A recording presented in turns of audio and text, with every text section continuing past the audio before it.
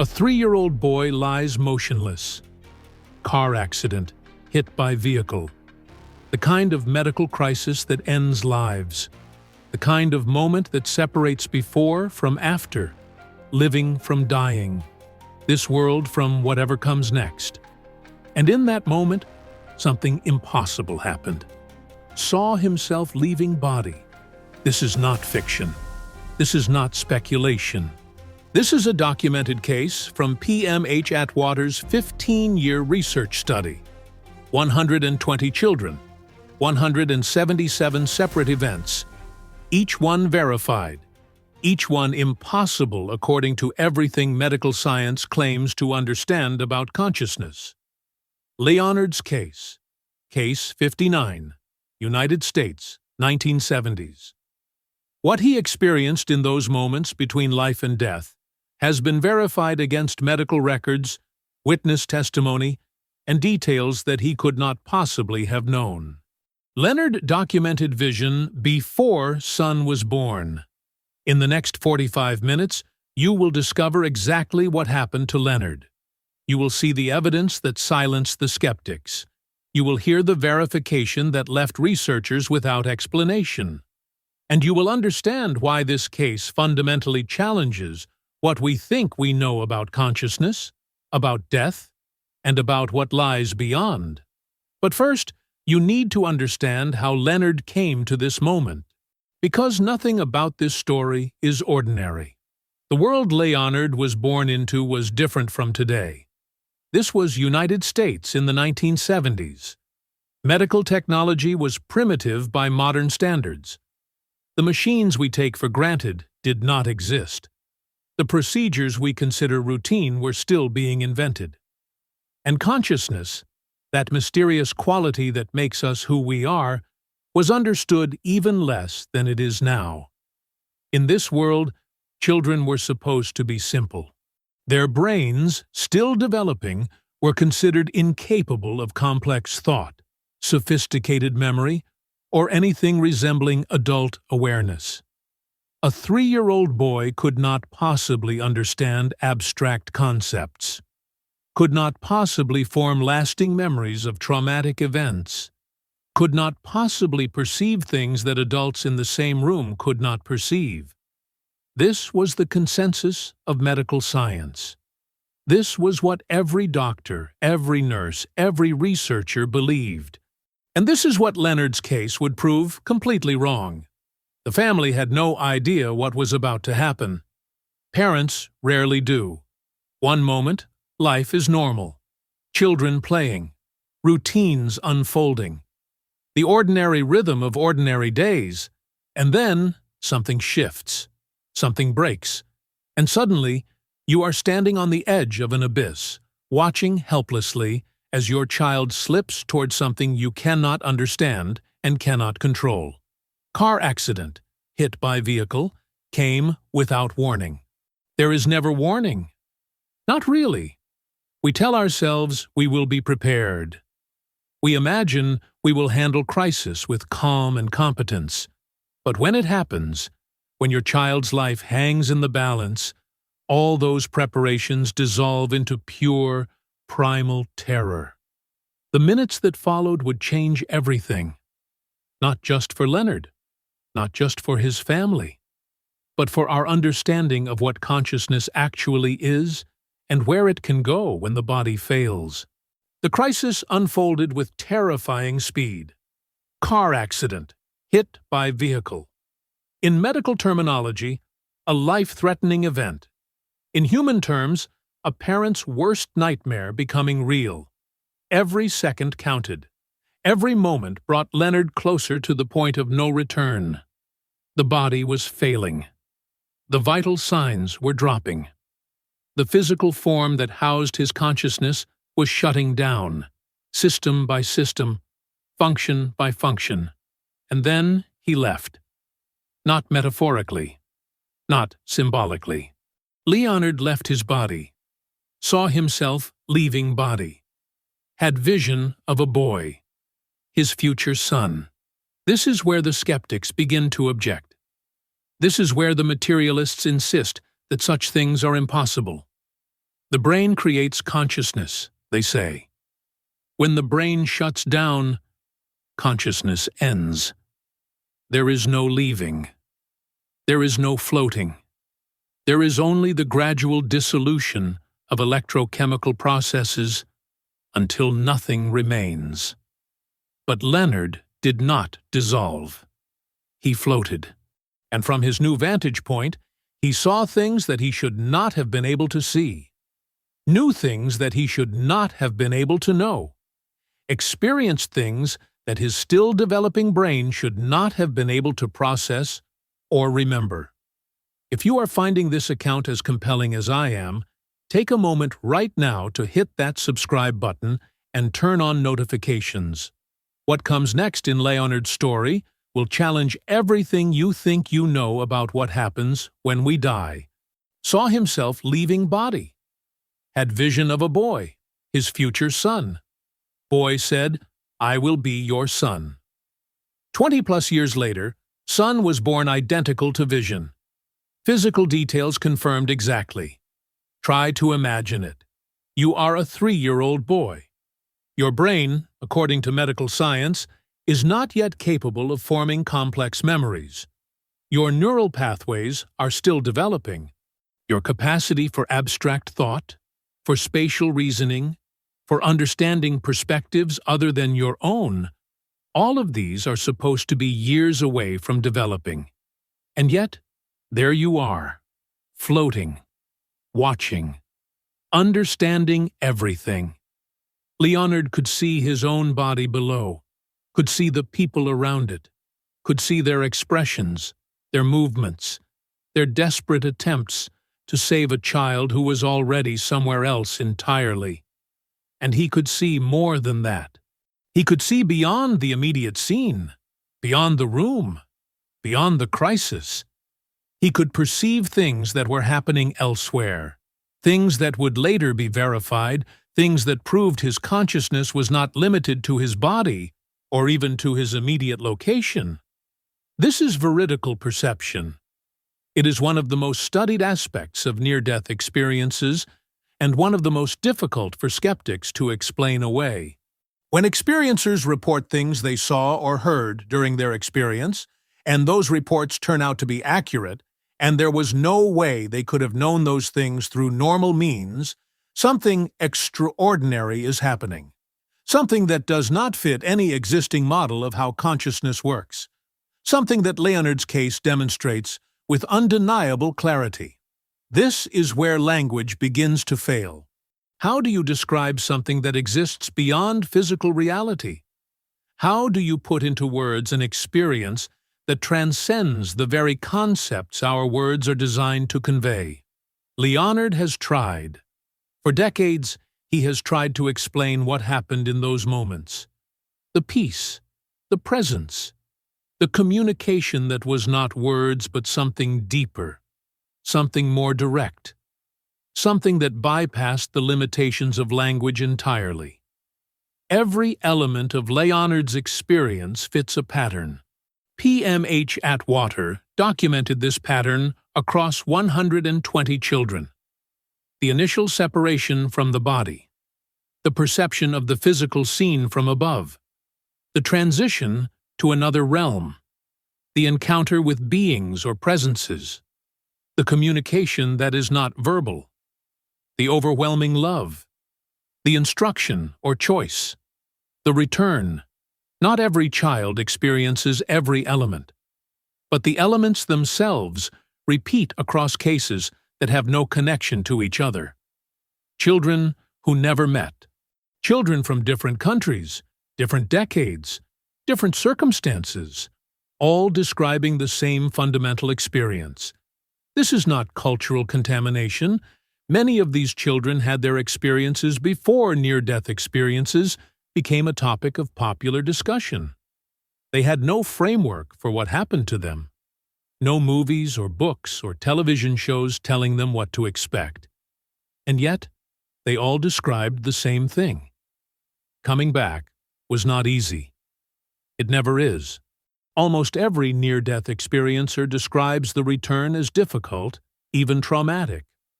The peace of that other realm is absolute. The love is overwhelming.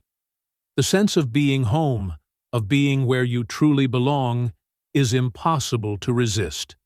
And then you are pulled back into a body that hurts, into a world that seems harsh and limited and painfully physical, into a life that suddenly seems like a kind of exile from where you truly belong. Leonard came back, but he came back changed. The experience had altered something fundamental. He was still Leonard, still the same person who had existed before the crisis. But something was different now. Something had been added. Or perhaps something had been revealed that was always there, but had been hidden before. The after effects began almost immediately. Heightened sensitivity to lights, sounds, emotions. Intuitive abilities that seemed to come from nowhere. A sense of knowing things before they happened. A profound difficulty fitting into a world that suddenly seemed alien and limited. These after effects are consistent across near-death experiencers. Atwater documented them extensively. The sensitivity, the intuition, the difficulty adjusting, the lifelong sense of being different from others, the memory of that other realm that never fades, that stays as vivid as the day it happened, that becomes a touchstone for everything that follows. Leonard had all of them. Years passed. Leonard grew up, went to school, made friends, lived what looked from the outside like an ordinary life. But inside, he carried a secret, a memory, an experience that he could not explain and could not forget. For a long time, he said nothing. Who would believe him? A child claiming to remember floating above his own body?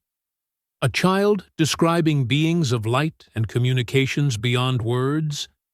A child insisting that he had been somewhere else, somewhere wonderful, somewhere that made this world seem like a pale shadow?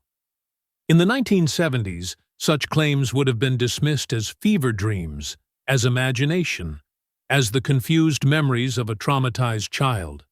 There was no framework for near-death experiences, no research, no validation, just the certainty of adults that such things could not be real. So Leonard stayed silent. The memory stayed vivid. The experience remained as clear as the day it happened. But he kept it to himself, a private truth that no one else could understand. And then, decades later, everything changed. PMH Atwater had begun her research. After her own near-death experiences in 1977, she had devoted herself to studying others who had been through what she had been through.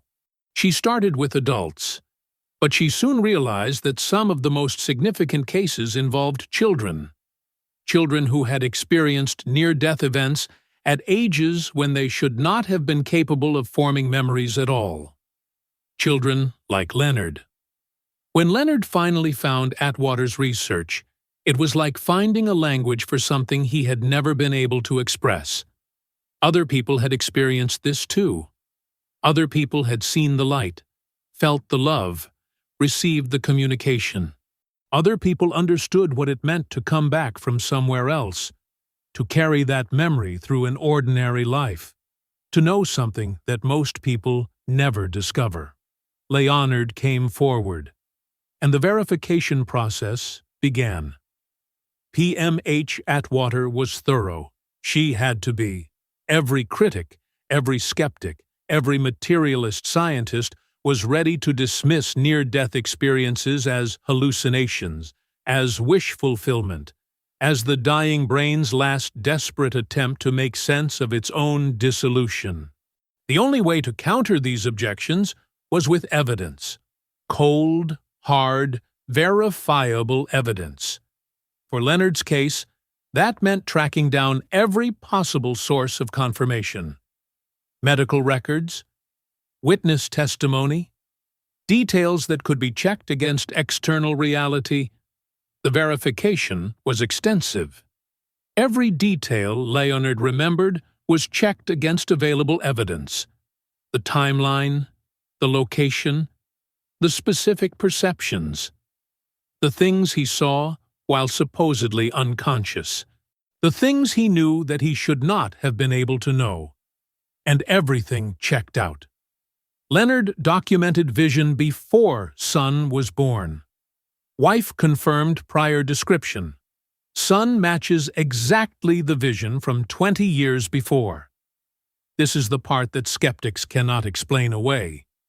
It is easy to dismiss near-death experiences as hallucinations when they cannot be verified.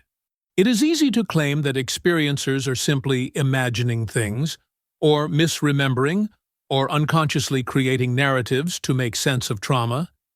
But when the experiencer describes things they could not have seen, and those descriptions turn out to be accurate, the hallucination theory collapses.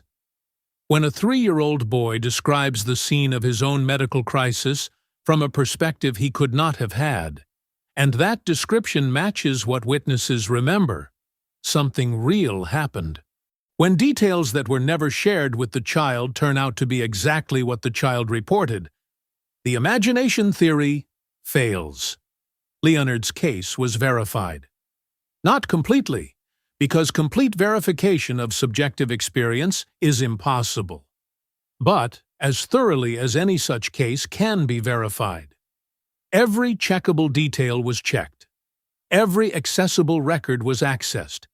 Every available witness was interviewed.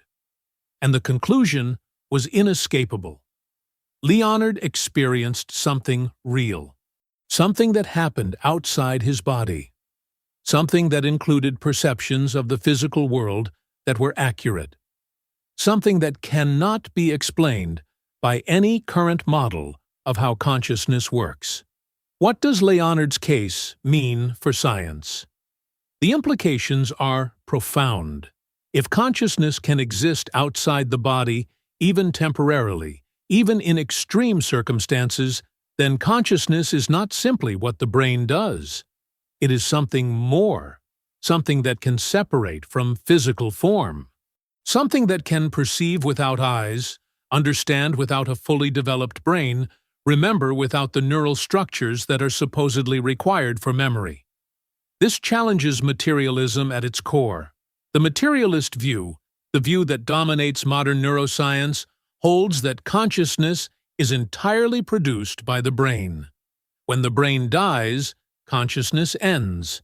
There is no self without the physical substrate that generates it. But Leonard's experience, and the experiences of thousands of others like him, suggests otherwise. During the crisis, Leonard's brain was compromised. The physical organ that supposedly produces consciousness was failing. And yet consciousness continued to perceive, continued to understand, continued to form memories that would persist for decades. How? Materialist science has no answer. The best it can offer is speculation about oxygen-deprived neurons firing randomly, about the dying brain creating illusions of light and peace and out-of-body perception. But this speculation cannot account for veridical perception, cannot explain how Leonard knew things he could not have known, cannot address the pattern of consistent elements across thousands of unrelated cases. Something else is happening here, something that points toward a model of consciousness that is not limited to the brain. That suggests the brain may be more like a receiver or a filter than a generator. That implies consciousness may be fundamental to reality in ways we are only beginning to understand. Leonard is still alive today. He has lived with this experience for decades now. It has shaped everything he has become. The way he sees the world, the way he relates to others, the way he understands his own existence. The memory has never faded. Most memories from early childhood dissolve over time. The brain, still developing, does not retain them in the way it retains later memories. Ask most adults what they remember from their first few years of life, and they will give you fragments at best. Isolated images, vague impressions, nothing coherent. But Leonard remembers everything, every detail of the experience, every perception, every communication, every moment of that transition between life and death, and back again. The memory has remained vivid across all the years, as clear today as it was in the immediate aftermath. This is another characteristic of near-death experiences. They do not fade like ordinary memories. They stay present. They stay real. They become a kind of anchor, a touchstone, a point of reference that shapes everything that follows. Leonard has found ways to integrate the experience into his life. It was not easy. Many years passed before he could speak about it openly. Many struggles ensued as he tried to reconcile what he knew to be true with what the world insisted was impossible. Many adjustments were required as he learned to live with the heightened sensitivity, the intuitive awareness, the profound sense of being different from most other people. But he found his way. And now he speaks about the experience openly, adding his testimony to the growing body of evidence that something extraordinary happens at the threshold of death, something that we do not yet fully understand, something that points toward realities beyond the physical world we can see and touch and measure. You have just heard the case of Leonard. Saw himself leaving body. Leonard documented vision before son was born. Every detail documented. Every verifiable element verified. Every objection answered with evidence that cannot be explained away.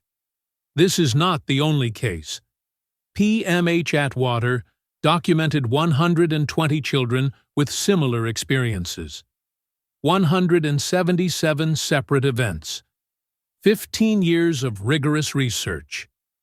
Verification processes that left no reasonable doubt. Leonard is part of a pattern that emerges across cultures, across decades, across circumstances. A pattern that suggests consciousness is not what we thought it was. That death may not be what we feared it was.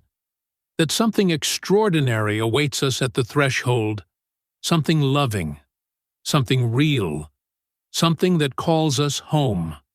What do you think happened to Leonard? Was it a hallucination created by a dying brain?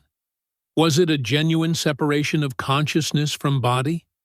Was it a glimpse of what awaits all of us when our physical forms finally fail? Drop your thoughts in the comments below. I read every single one, and the discussions that happen there are often as fascinating as the cases themselves. If this story moved you, if it challenged you, if it made you think about consciousness and death and reality in new ways, hit that subscribe button and turn on notifications. Because tomorrow, I am sharing another documented case from Atwater's research. Another child who experienced the impossible. Another set of details that were verified against external evidence.